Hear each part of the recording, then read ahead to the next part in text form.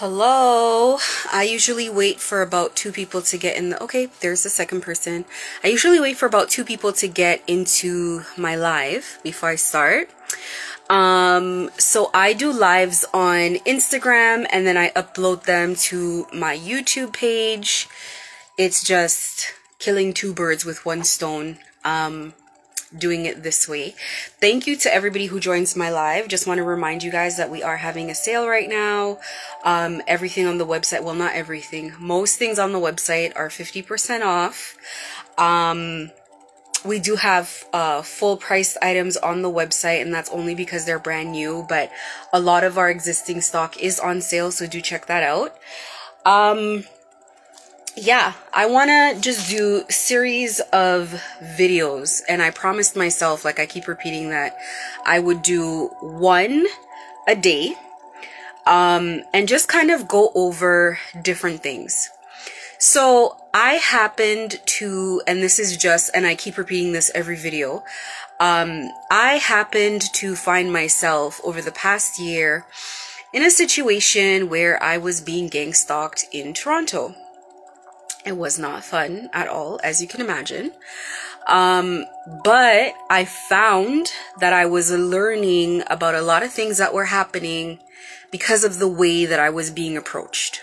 So today's video is entitled Elaborate Network of Thieves, because that's exactly what it is. It's a very elaborate network. So it's odd because one of the things, one of the stories that I just saw today, posted, it's on a bunch of blogs really. But this particular one is the Toronto Star. I went online and kind of read up more about it. And I was basically talking about a police officer and a public service worker who basically got convicted of using a fake will to steal an inheritance.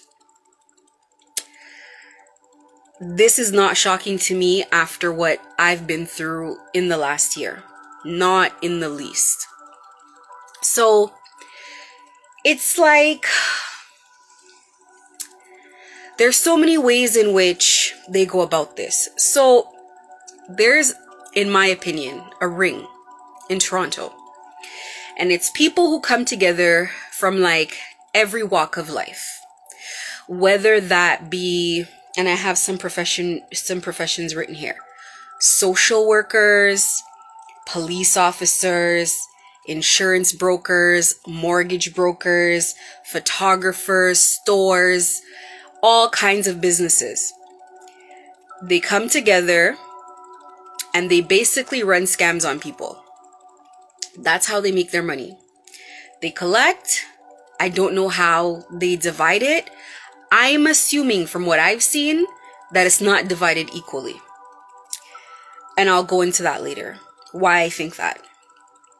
But anyway, more or less, I feel like what they do is they come to people and they kind of ask you to do some sort of favor. So they shake hands with you in a sense, and you know, in their palm as they're shaking hands with you, you know, metaphorically, is money. And so they might be like, go watch this person. Tell me what's in this person's bank account if you work at the bank. Or, you know, tell me what's going on with this or that.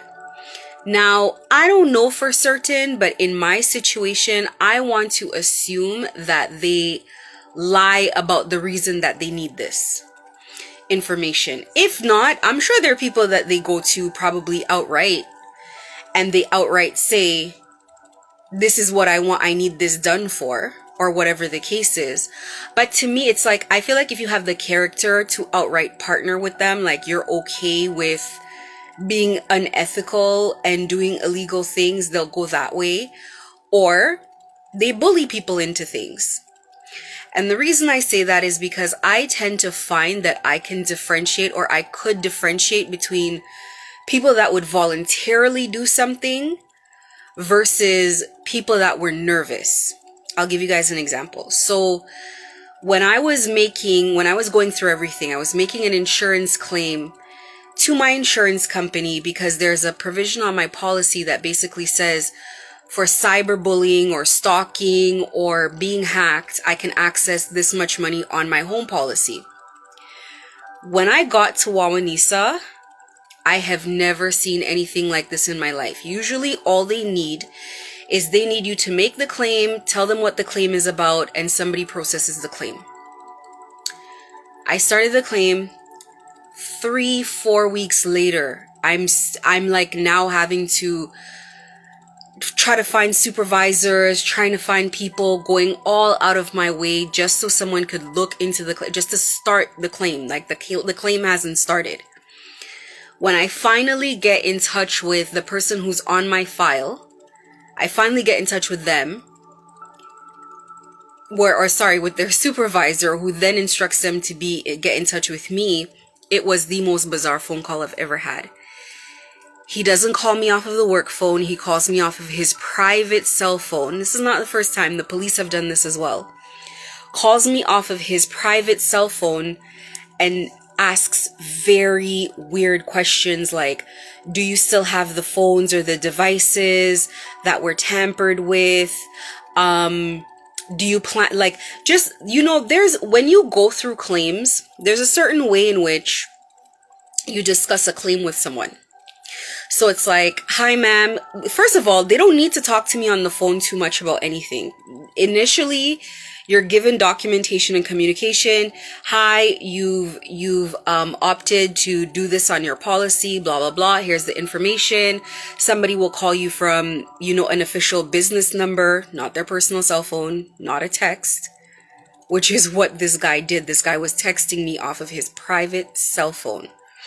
And I believe I still have pictures of the text along with his phone number. Texting me off of his private cell phone, but, asking questions that were kind of like trying to figure out like what kind of documentation I have, or trying to make sure that I could improve something, if you will. Now, I'm not going to go into specifics right now because I will be uploading this video. And I want to be very accurate with what I repeat. So these are things that I've pulled down screenshots of them. I've provided them to police and stuff like that. So these are things that, I have documented. But yeah, that's one example to me of where they kind of, if they don't have someone in this particular industry, they kind of like shake hands with someone unethical, shake hands with someone who is willing to kind of like break the law, essentially, or do something illegal, or they push somebody into something. And an example of people that I feel like were just pushed into things, is people that are constantly like nervous on the call. Their voice is constantly shaking.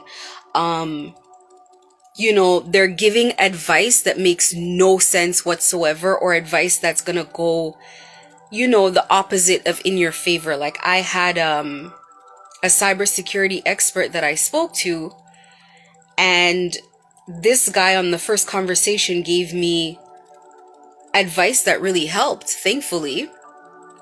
And he was the one that put in my mind that I should get my cell phones like looked into for cyber breaches or whatever.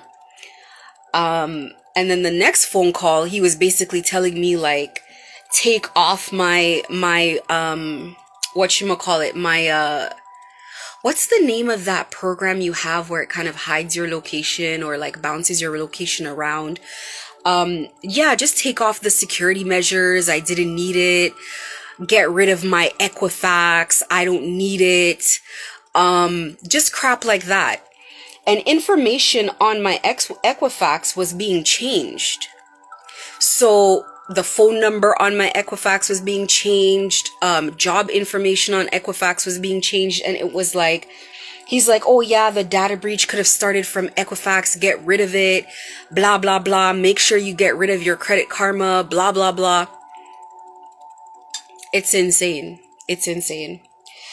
There is an elaborate network in Toronto, I'm sure it's all over the world, in Toronto, when you become targeted. Now, I have my own spiritual and religious views that permeate all my videos, because I very firmly believe that there is that involvement to some degree. But I'm not even talking about that today. I'm going to talk about things that are actually happening. So there is an elaborate network in Toronto that involves public figures who we have trust in, that essentially participate in targeting people, taking them down, and robbing them blind. Now, they will use several tactics. So if that means that they will go as far as to send people back to school to be social workers, to be in pocket, to take away people's children.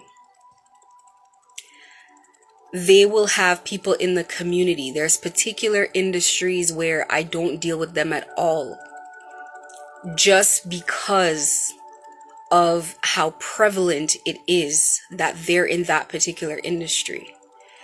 So, for example, pageants, beauty pageants. There are girls that work in the beauty pageant industry and then moonlight on the side as bankruptcy sort of agents. They have a lot of people in the bankruptcy industry. They're one of their biggest things is to cause people bankruptcy. So here's a fun story. I contact this girl. Either I contacted her or she contacted me. I can't remember. Online, on Instagram. She is from Vancouver. So we get in contact, and this happens every day with a business like mine. Somebody contacts and they say, I need a dress. So the beauty pageant industry is just like, it's logical. It's hand in hand. So she needs a dress for a pageant. Fine. I say to her, no problem. Please give me a call and we can discuss it. I'm at the store today. In our email signature is our store number, which is logical. I get a phone call from this girl on my personal cell phone. When I look up the number, I can't remember if I missed the call or the call just didn't go through. When I look up the number, it's her phone number, who I had just given the store number 5 minutes prior. I literally had to show it to other people. I was like, how on earth did this girl get my cell phone number? When I called her back on my cell phone, and it's a Vancouver phone number, and the message on the voicemail is for a bankruptcy company. So not credit consolidation, but like a bankruptcy, like trustee or something of that sort. This was like the first time that I was clued in on what these people were trying. Like, these people were trying to put me into bankruptcy. And what was crazy was the audacity after. So she got panicked after that, and she wouldn't take my calls after, because I tried to call her back to ask her, like, how did you get this number? She didn't pick up my calls after that. Couple months later, she started again, and she started messaging in DM. Now, that kind of behavior just shows me, like, after a person is exposed like that and they still continue to pursue the situation, it kind of just makes me feel like this person's not really working out of their own free will, obviously. Because anybody with an ounce of common sense is going to say to themselves, like, this person clearly already knows, like, they already have me figured out. Now, One of the things my videos always talk about is the fact that I feel like whoever was contracted to do this to me was supposed to have concluded their job months and months ago. And so at that time, they're just at the point of desperation. Like, it doesn't matter to them if I know, if I don't know. Like, they just need to get the job done or to prove in some way that the job's been done. Because obviously, whoever's contracted them is on them, is on their tail, is on their case. So this is one situation. Staying on the whole bankruptcy situation. You know, I pay my bills, I take care of something. I think every normal human being might have a situation where there's something you forget, there's something you neglect. You find out later, like, oh my God. Like, I had a situation where I think it was like $16 or something. I get a call from collections and they're like, hey, you owe us $16 for this. And I can't remember, but I was like laughing with them on the phone. I'm like, oh my God, thank God. Like, I got a hold of you guys. They were like, yeah, it's okay. It's all good. I had to call someone for $4 the other day. So it's all good. Paid it off, squared it up. But generally speaking, I'm in business. You know, I have homes or whatever the case is. I'm going to have to be responsible regardless. I'm a mother. I'm going to have to be responsible with my credit, with paying bills, whatever the case is. Even if I'm in a business situation and I find that I cannot uphold my financial obligation, whatever the case is, it's still a situation where I'm going to get on the phone with someone and say, hey, listen, I don't think this is working out, whatever the case is. Like, I really do not believe in financial delinquency. So it's getting to the point now, I guess, that they cannot destroy my credit or do things to me. You know, you're having stupid things happen now. Like I said, the $16 thing for the credit. Then I have another situation where it's like equipment that I have to return to Bell. They're calling me on collection for equipment.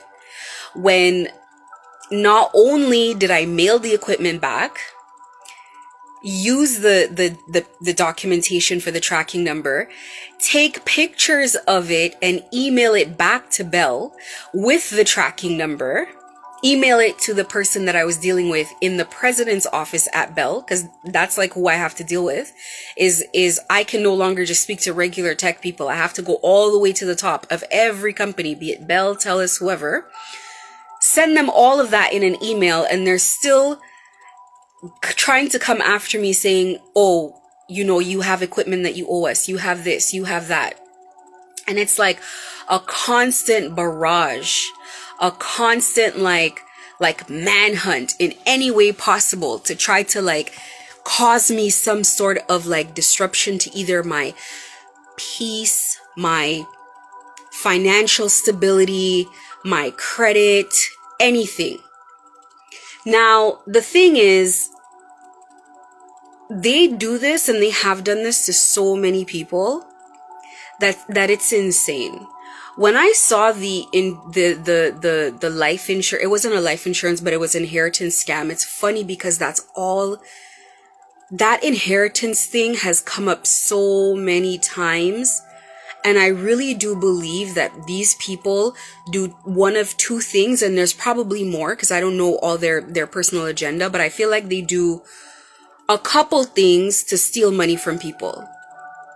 One is get rid of people, unalive people for insurance money. So they put these fake insurance policies on you and they unalive you and everybody gets the money. Or two, they go after elderly people. The elderly people pass away, they make a fake will, and they collect your money and they run off with it.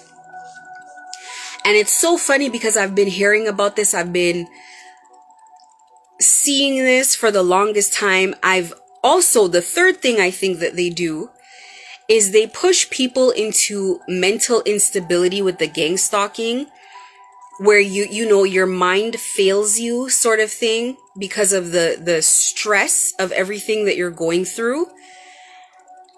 And then they basically put you in a power of attorney situation where they take your house from you. Somebody steps in, somebody, and it's a love scam situation where they meet you online. They meet you on these dating apps. They create some fake relationship with you. You get gang stalked.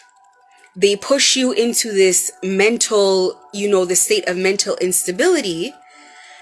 And everybody along the way, the gang stalkers, the professionals that have helped, everybody along the way basically gets to enjoy a piece of the life insurance, or gets to enjoy, the power of attorney that takes over all your assets. I believe that they target women all the time. I believe they look for women who they feel are alone. And if the women are not alone, they isolate them. And then they get to work. And then they try to push you out of business so you can't take care of yourself. Then they step in. They have options for you. So either you're joining this group. For me, I feel like I don't feel like I know I was being recruited for, like I was a part of a drug recruitment for sure. Many girls approached me talking about, and all would mention Cali, Colombia. I go to Cali, Colombia every 6 weeks. I go to Cali, Colombia. They put your neighbors up to it. And the craziest part is, as they're doing this, the people who are cooperating with them don't understand, by virtue of their cooperation, they're essentially now part of the gang. And I don't know for certain if people are being offered money to do this. I don't know if people are just being offered a cut of whatever the money is at the end of the day. I don't know what it is. The guy who approached me is John Ferreira off of the dating site. He still tries to debilitate my ability to run my business all the time. I say his name because I hope he does try to sue me in court so we can go ahead and crack open his criminal history. I'm positive this guy has a criminal history.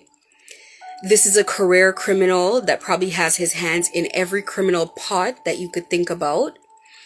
And he has tried to destroy my life in every way possible. He's caused me major financial loss. And what's crazy is that I've reported it to the police. Just even the drug recruiting part of it, the gang stalking part of it. And that's the thing about gang stalking is so hard to prove. Because like I said in my last video, everybody is essentially just doing a little piece of the work. One person shows up to your business, they harass you, they say very abusive things. Another person shows up, then it's like 30, 40 of them show up per day, every single day. They come in with very aggressive attitudes. They shop in your business while pushing away your existing clientele, basically making you financially dependent on them, making you financially hostage. And at the time that you don't want to move forward with it, they withdraw their hand. So now not only are they not coming into your business anymore, but your actual clientele have been dismantled through rumors, gossip, slandering, and a whole network of whatever. We have 12,000 followers, and I couldn't tell you the high percentage of followers that's probably these people. This has been going on for quite some time. I've been targeted for a long time. From the time Daisy Porras, who's a rumored prostitute, came to my business prior to me going to Vaughn, is when I started being followed around. It was a fake friendship to basically mine information on me, to find out more about me. And she's the one that pushed me towards John Ferreira. Oh, my friend John Ferreira has a mechanic shop downtown. You should go see him. Oh, you should go see my friend John Ferreira. And so that's what it's been for a long time. And from that time, there was a moment of relative, almost like, how would I put it? Almost like status quo in my business, but it was like there was a shift where my business was growing with an audience that I was normally used to. being people who are culturally similar to me. So West Indian, African, whatever the case is, like a natural clientele. All of a sudden, it was all Spanish people, all Portuguese people, all people that I don't have natural reach to. The age and demographic of these people was not similar to anything that I knew that I would deal with. So it was like older women in their 40s, in their 50s, whatever the case is. It wasn't like a natural demographic for me. It's crazy. It's been like it's come circle, and I want to say it's been 2 years. I want to say this stuff happened closer to the beginning of the pandemic. I'll have to look up when I had my old store, when I left my old store. I want to say maybe maybe end of 2020 or beginning of 2021, thereabouts. Anyways, it started before I had the Vaughan Mills store. They tried to discourage me, actually. The same Daisy girl tried to discourage me from going into Vaughan Mills. And then when I got to Vaughan Mills, it was that type of nonsense that was going on. It was like people coming into the store, buying things that they wouldn't normally wear. Women in their like 40s, even women in their 50s, like even like just women who were not my natural clientele coming in, purchasing, a lot of love bombing. It's like I post the link to my YouTube onto my stories. Excuse me. So that's something that, whoever's interested can click onto my YouTube and go look at, some of the other videos. I try to put a lot of detail in the descriptions as well. Excuse me, as to what the video is about. But yeah, it's been like essentially 2 years of seeing the most bizarre things that I've ever seen and realizing that I was in a very coordinated network of thievery, of just criminal activity.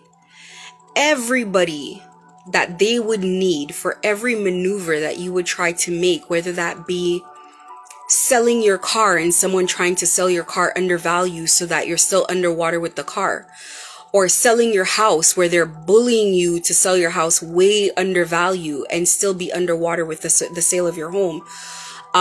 Mortgage agents that are just putting you in horrific mortgages, terrible situations, depleting the money that you do have as quickly as possible and putting you in like a situation where you're financially strapped. It's crazy. And you know what? I'll tell you what is even crazier. On top of everything else, this is a part of everything that was really getting, I guess, out of hand is what I'll say. So I started noticing businesses that would be very strategically named. So there were businesses that are named after demons. And this is in Toronto, there are businesses that use a lot of demonic symbolism. There are businesses that they almost like, it's almost like a social club business for this network.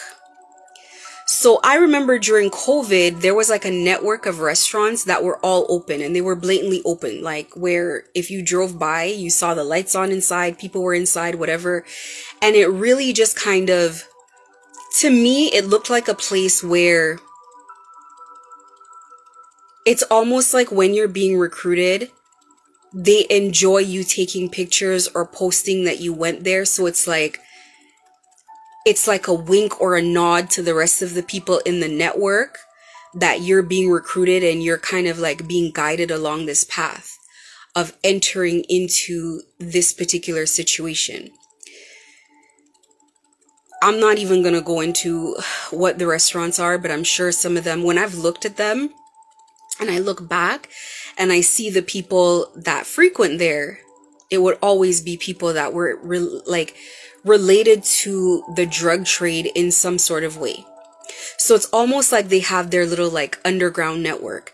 And I'm not sure if the people who are involved or who find themselves in it kind of know what they're in. I'm sure they do if they volunteer to participate in this, but I don't think initially people know. It's like someone just befriends you and they're like, I'll pick the restaurant that we go to, and then you end up at this place. Anyway, it's restaurants, it's clubs. Now, I'm into, occult and esoteric knowledge. It's just something that I'm into, like, learning more about. So I would notice a lot of symbolism with new restaurants that are opening up in the city, with just the kind of, I want to say, just the kind of imagery that they have. And it's kind of like how people say that about Hollywood, where somebody will come out and somebody will say like the kind of symbolism that they're seeing in a movie or in a music video, let's say, is satanic. And everybody will say, oh, you're a conspiracy theorist. But it's like, if you know about that stuff, then you know what that symbolism means. You know what the goat head means. You know what other things mean. Like, you know what it symbolizes. And then you kind of start putting together the pieces of the people that are approaching you, the people that always frequent these particular spots, the people that are shaking hands with these particular people. And then you start to see the network very freaking clearly, and it's in plain sight. So there are, I guess, fashion companies that they don't sell clothes, but they entrench themselves in the fashion community. So they deal with fashion influencers. They deal with, they're constantly putting on fashion shows, but it's always a lot of the same kind of symbolism constantly. It's always constantly,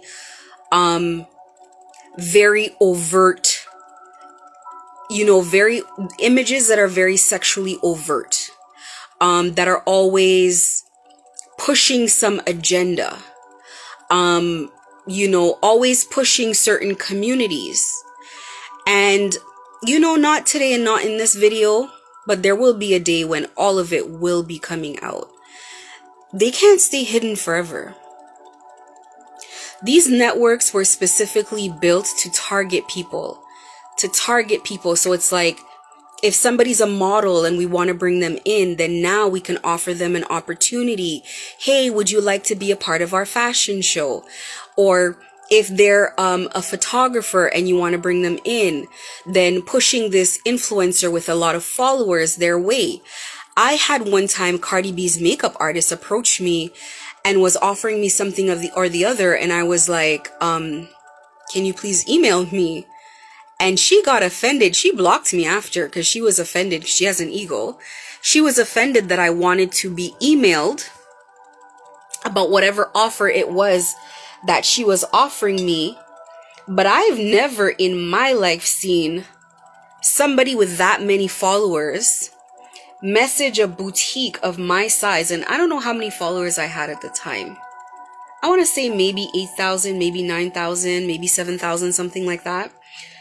Offering me some sort of opportunity that I don't understand. I've been emailed by Adidas to participate in photo shoots. Don't know what that's about.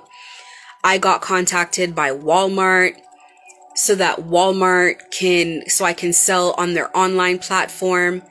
It's like opportunities that are too good to be true. So of course people are going to be taken in. You're sitting there and you're working on your business and you're working, to the knuckles. And here comes this opportunity that in your heart, if you're being real with yourself, that is too good to be true. Especially if Walmart found me because I was in the mall. At the time, I didn't even have a Google profile. But if Walmart found me because I was in the mall, I'm thinking of all the other stores that are more established than me, that have been there longer than me, and nobody approached them. And I don't know how sales are on Walmart on Walmart's online platform, but I'm trying to understand how comes it's me they're contacting to be on the online platform. And that's one of the ways I think that they got my financial information to find out how much I was making. And I also think it's another way for them to, one, be able to take credit for the business that you're building. So they're going to help you build your business and then take credit that, oh, you got these opportunities through our network type of thing. So it's almost like, again, they can take responsibility for the type of money that you're making. Essentially, they just want to put you in a situation where you're cornered off by them saying, we gave you sales, we gave you money, we gave you business, we built you up. And that is what I have been dodging for the longest time in Toronto, is basically having this criminal organization, and it might be two of them, it might be criminal organizations have their hand in my pocket or putting me in a position where they want to own me or own my life. And now it looks like, because I've rejected their offer and that I'm emphatic that I want nothing to do with them, that they want to basically kick the bottom out from under me and take away anything that I have in life. Be it my homes that I've purchased, my vehicles, whatever it is. They'll slash my tires. I'll have, problems with vehicles all the time. They will evade my children's space at school, have other people's kids approach my kids. And then the parents approach me and start talking about, oh, would you like to go to Cali, Colombia? Would you like to this? Would you like to that?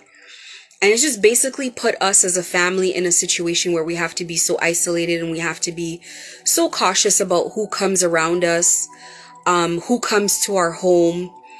And there seems to be no end or no low that they're not willing to stoop to get access to us as a family. This deranged man, as I've said, John Ferreira, will not stop. But he will be stopped. He will be stopped. I can understand why there are people in this situation that are just completely terrified for their life. Completely terrified for trying to get out. And that's the thing. And he said it to me himself out of his own mouth. The only way to get out is with nothing. And the thing is, you're in before you know it. It's just like they almost just need you to, it's like almost in order to expose everything to you and to fully join, they need your signature. They need you to kind of shake hands. They need you to be like, okay. And when I wasn't doing that, it's like they had to make it apparent to me, like, we have access to your home, we have access to your kids, we have access to this and access to that, and use extreme fear tactics, gangstalking, bullying. I'll tell you, even now, as I try to work with people, these people try to interfere with every relationship that I'm making. They want me to only work with people who have basically agreed that they will work with them. And it's kind of obvious. They're also abusive when they work with you. So it's like they have to throw in little insults and little digs. They have to constantly ridicule you and be like, oh my God, your website doesn't look good, and you're this and you're that and you're that, and just kind of punch at you or spit in your face constantly while pretending to be in your corner. It's very bizarre, abusive behavior. And then now we see people are being publicly humiliated and shamed for going down and getting caught for the things that they're doing. One of the other industries, and I'm going to list it in my video when I post this on YouTube, one of the things that they do as well is local markets for very small businesses. It's another way in which they recruit. Their whole thing is constant recruitment. Their network is in front of you. It is everywhere. businesses that are in the malls, businesses that are all over the place. They use very underhanded, manipulative tactics to get their way to position themselves publicly. Every mall has a series of stores that don't care about their sales at all, and that have been there for quite some time. They don't participate in monthly sales. They don't, or whether it's monthly sales or seasonal sales, they don't try to attract customers. They just have people that work there that don't greet people, that don't work hard. They're just not dependent on the business at all. So I'm gonna kind of list, I'll probably mention it in the video for anybody watching. Actually, I probably should, because I did take notes. But I will list it in the description of my video on YouTube. Again, you know, to me, I feel like a lot of it is love scams, meeting people on dating apps, and pretty much just trying to take them to the ringer. Life insurance scams, last will and testament scams, a lot of social workers that take away people's children,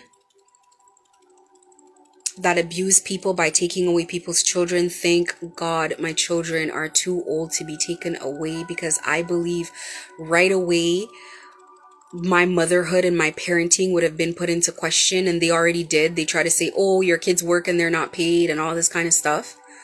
Things that are none of their goddamn business. Things that they shouldn't goddamn know. So social workers are a huge one. One of the girls who was renting from me wants to tell me that God told her to be a social worker, but at the same time she's trying to build up her business in my store. And I literally had to ask her, like, which one are you trying to do? Are you trying to go back to school to be a social worker? Or are you trying to have a business? Because it takes a lot of work to have a business. Like, which one are you trying to do? Definitely they have hackers. They have people in the banks. These huge fashion groups that you guys see, and they kind of have, like,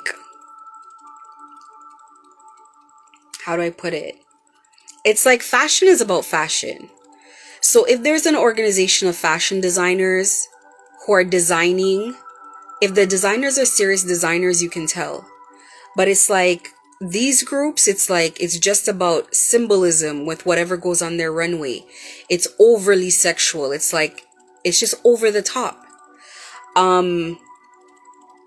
Definitely restaurants, people that own all kinds of businesses, definitely local markets. I don't know if you guys remember, there was a local market that had to shut down because the founder of the local market got accused of basically canceling the local markets right before, and it was being canceled because they weren't paying the venues.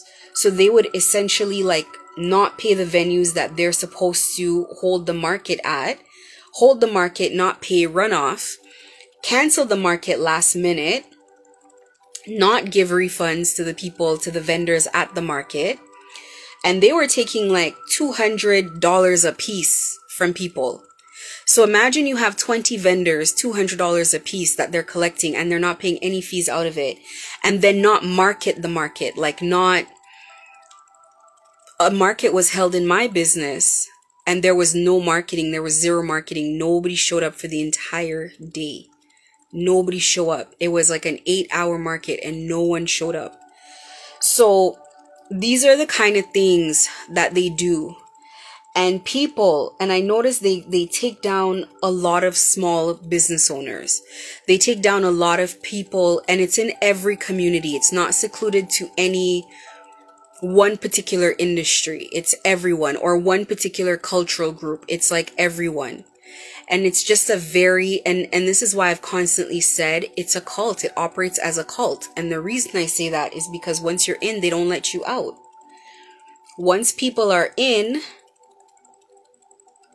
people have to fight for their life to get out, or they have to leave with nothing if they leave with their life, because these people will try to kill you. These people, all of a sudden you make friends that always want to give you home cooked food. And it started happening to me at Vaughan Mills. I meet a girl that works at Urban Planet, Amina. She's giving me food. Thankfully for me, I wasn't eating the food because I was like, okay. Back then I was too polite to say no. I was like, okay, you know what? This person's trying to be nice. I was too polite at the time to say no, but we wouldn't eat it. We'd throw it away. I remember I asked her if she wanted her dish back and she said no. So I threw the dish and the food in the garbage. There was also the other girl, Daisy, the prostitute. Daisy's a criminal scam artist. I could say these people's names because what are they going to do? Are they going to sue me? Daisy's been to jail. Her criminal record is so fucking long. Like, Jesus Christ. Anyway, she was constantly trying to give me food, empanadas, ceviche, and all this kind of stuff. And like I said, lucky for me, I figured it out after the first time I ate food from her and I started gaining weight. And I was like, something's up. Something's wrong with this. She always wanted to give me used things, like a used Starbucks cup or like a used bodysuit. Or she wanted to give my kids things, and naturally I would take it and I would throw it away because I'm like, what do I look like? It's just those kinds of behaviors. I'm putting all of this stuff out. And whoever wants to be devil's advocate and say, well, that doesn't make sense and this doesn't make sense, you're free to do that. But the video is probably not for you because you're probably in the network. And I could care less. From the position where I'm sitting, I'm not looking for anybody's belief in anything. From the position I'm sitting, I'm hoping that somebody involved in this can cue in and say to themselves, wait a minute, that sounds similar to what happened to me. Or that sounds similar to how my business changed in such and such year. Because what these people do is they first create the catastrophe, then they give you the solution. They create all the problems, they create all the turbulence, and then they give you the solution. So, you find yourself in gratitude to these people, having some sort of loyalty to these people. And really what they're trying to do is destroy you. And I experienced that with John Ferreira, where he was creating storms in my life that had never been there.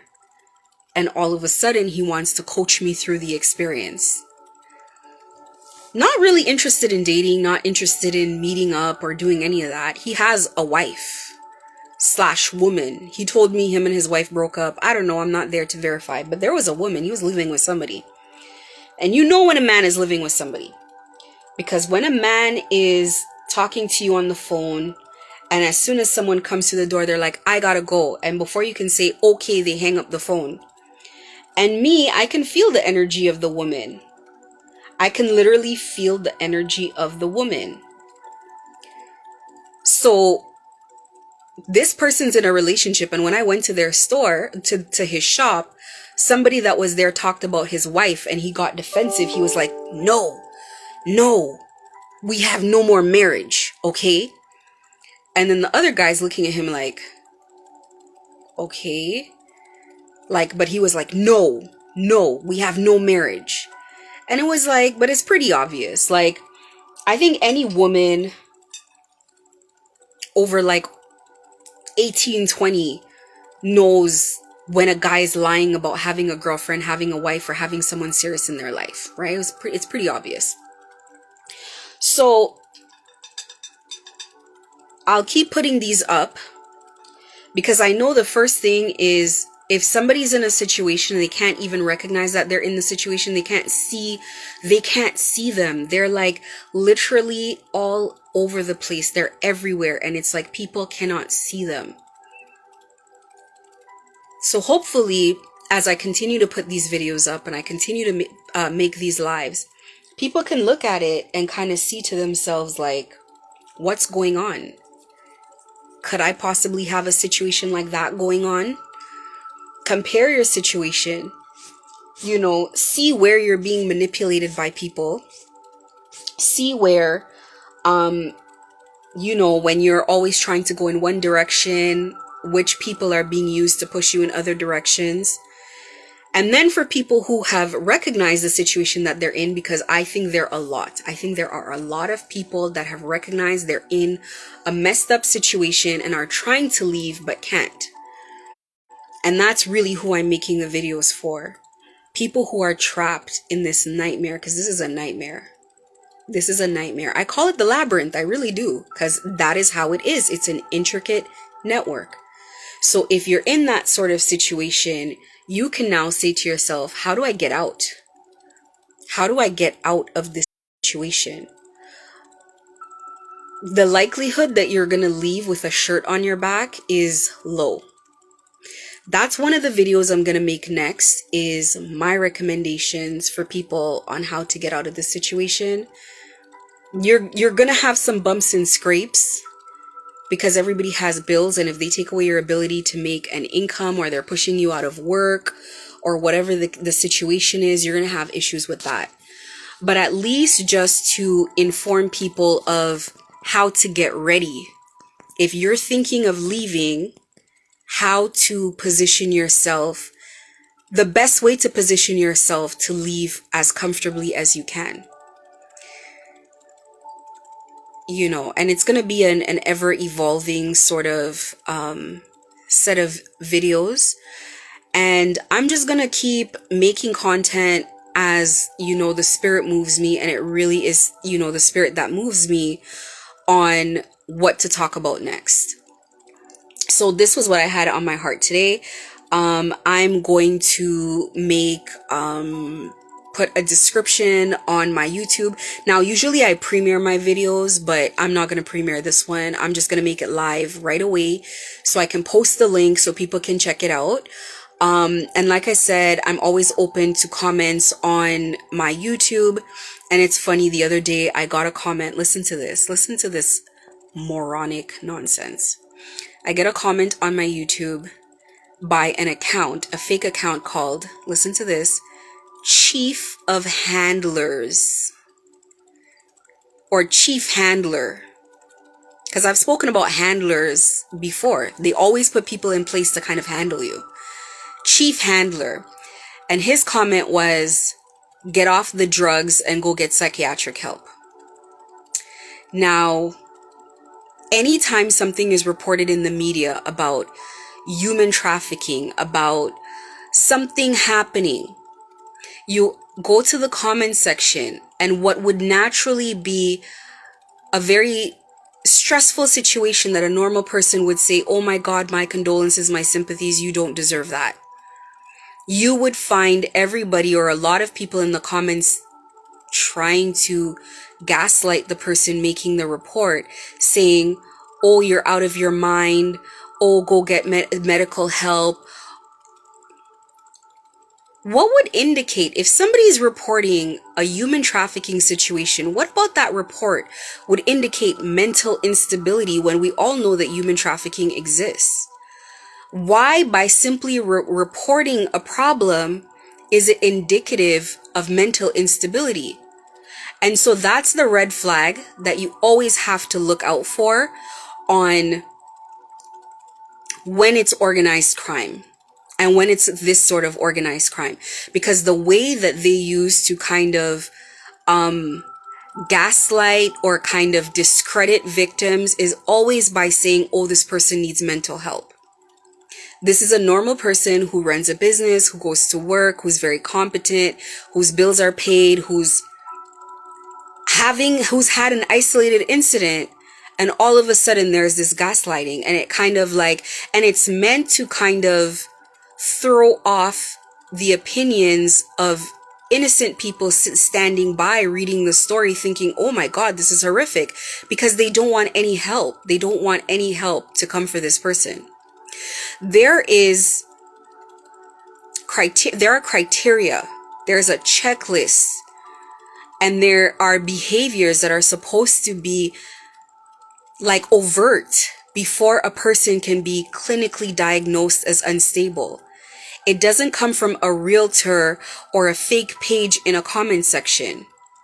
So please do watch for things like that. And one of their biggest things is they like to put people in a situation where they want to put you on mental health drugs. Like, I remember when I reported to the police, they didn't care to take my report, but the people from the counseling place hounded me, were calling non-stop.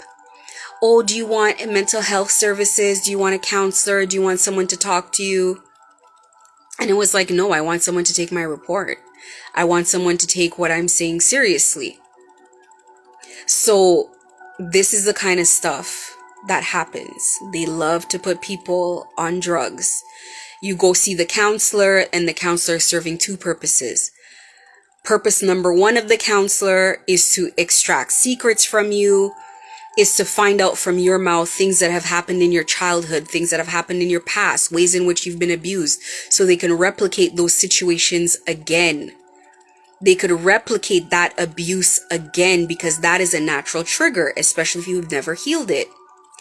The second way, or the second thing the counselor is there for, is to prescribe you medication immediately, because things are getting too difficult. It's very stressful. And as soon as you get on the medication, it's the medication that breaks you down mentally. If you didn't go in mentally unwell, you're definitely not coming out, sane or mentally untouched. You're going to be, the medication is either going to make you dependent, it's going to be something. You're not going to be wrapped up too well being on that medication. And in the course of having interactions with these people, I have seen multiple people be put on medication. One of the girls working in my store told me that she'd started taking medication and then told me that she'd come off because the medication wasn't helping. And I feel like she was a failed experiment, because she was in my store for a particular purpose and then it wasn't working. And I feel like that's one of the ways they get rid of the witnesses, putting them on drugs right away. Who else would I say ended up on even the guy that was responsible for recruiting me, to me, I feel like ended up on medication. By the time this guy came to my store, by the time he showed up to my store, it was about December of 2022. He already looked like he was drugged up on medication. It's either medication or drugs, one of the two. Because right in front of my daughter, he came in the store and he was doped up. He was on something. So if that's the network's way of disposing people, there's nobody who's indispensable, including the person who's responsible for recruiting me. I believe very firmly that their life is in danger for failing to recruit me, and especially for me making these videos. Every time I try to work, he tries to distract me. He tries to do things, on my computer to get me to stop working. If people add me, he takes the people off. They don't add me. When I go check, my followers, they're no longer there. Just all kinds of things to be frustrating and to kind of stand in my way. But like I said, there's only so long. There's only so long. I believe in karma like I believe in the law. Actually, I believe more in karma than in the law, because karma doesn't take bribes. Karma cannot be bypassed, even though they think they can. Even though they've gotten away with it for so long that they think they're invincible. And he thought he had protection from the same network. And it's the same network that's trying to take him out. And he's gone ahead and he's abused my name and my reputation by saying I'm the one doing these things. But he's being hunted. He's being hunted in multiple ways. And he knows it. This is not just bad luck, and this is not just like things coming back. This is like a massive ending. This is like ending in a hail of bullets from every direction. So I can only imagine it's like he's feeling all the anxiety of all the victims he's ever had all at once with how bad this is. So I'm going to post my video. I'm going to end it here, just under an hour. No matter how much I try, I'm always going over an hour. I'm going to end my video here, and I'm going to put lots and lots of notes in the description of my video. And then I'm also going to post it in my stories with a link so anybody who cares can check it out. And I thank you guys for, and I wanted to say this. Thank you guys for the views on YouTube. Thank you for the subscriptions. the people who've subscribed to watch my videos. Whether you are for or against me, it doesn't really matter. The platform is there for everyone, whether it's people who are trying to take me down or not. That's something I've learned about YouTube, with other people's YouTubes. It really is for everyone to see. So the information is wildly public. Thank you guys, just for checking it out, good or bad. Doesn't really matter. And if you see the content and you like it, please subscribe or share to people who might want to know. And like I said, reflect on your situation. If you and I have ever been close, you definitely want to think about if this is something that you have been surrounded by without you knowing. So again, thank you. I'm going to end my video here at an hour, and have yourself a great day.